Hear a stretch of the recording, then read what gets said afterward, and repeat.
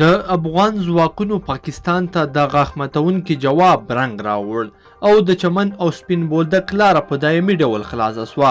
دا چې دا لاره په کومو شرطونو خلاصه سوه، پاکستان څنګه دغه خبره ومنله، هیله د ویډیو تر پایه راسره وګورئ. درنو لیدونکو السلام علیکم، وخت مو بخیر. د چمن سپین بولدک لاره په عادي ډول بیرته پرانیستل شوه. د کندهار ځایي مسؤلین وایي د کرونا وبا له کبله د چمن سپین بولدک لار د 7 میاشتو تړل کېدو وروسته نن په عادي ډول بیرته پرانیستل شوه.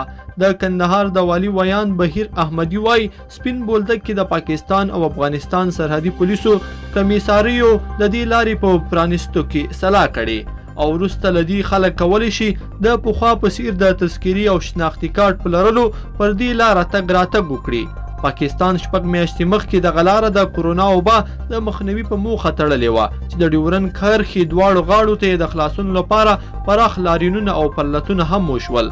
په دې لړ کې د تیر لوی اختر په شپه پاکستاني لوري پر افغان ځواکونو او د استوګنې پر سیمو برید هم وکړ چې ګڼو ملکي وګړو ته مرګ ژوبله واړوله. درنو لیدونکو په دې هیله چې دا مطلب به مو تر پایه راسره لیدلی وي. که مو دا مطلب خوښ شوی وي ویډیو د سره لایک کړئ او چینل هم سبسکرایب کړئ. تر بلې ویډیو پورې ښه وخت د لوی الله په امان.